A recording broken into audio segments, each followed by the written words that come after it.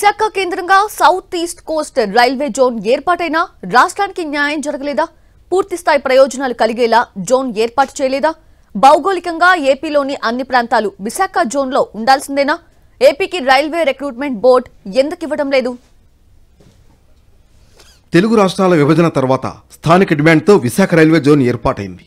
Zonal మేనేజర్ను నియమించారు. అయితే Visakha zone ఏర్పాటు చేసినా పూర్తి స్థాయిలో ఏపీకి ప్రయోజనాలు కలగడం లేదని అభిప్రాయం వ్యక్తమవుతోంది. భౌగోళికంగా south east coast railway zone ఏపీకి ఉపయోగపడేలా లేదు. తెలంగాణలోని దక్షిణ మధ్య రైల్వేలో రైల్వే రిక్రూట్మెంట్ బోర్డు ఉంది. ఏపీకి ఎలాంటి రిక్రూట్మెంట్ బోర్డు లేదు. విశాఖ రైల్వే జోన్తో పాటు ఆర్ఆర్బీ కూడా మంజూరు చేస్తే రాష్ట్రంలో నిరుద్యోగులకు రైల్వే ఉద్యోగాలు వచ్చే అవకాశాలుంటాయి. దేశవ్యాప్తంగా చూస్తే రైల్వే ఉద్యోగుల్లో తెలుగు రాష్ట్రాల వారి సంఖ్య చాలా తక్కువ. మరోవైపు జమ్మూ కాశ్మీర్కు రైల్వే జోన్ ఏర్పాటు చేస్తే రైల్వే రిక్రూట్మెంట్ బోర్డును కూడా మంజూరు చేశారు. ఏపీకి మాత్రం ఆర్ఆర్బీ మంజూరు చేయలేదు. ఇటు కర్నూలు రైల్వే స్టేషన్ హైదరాబాద్ పరిధిలో ఉంది.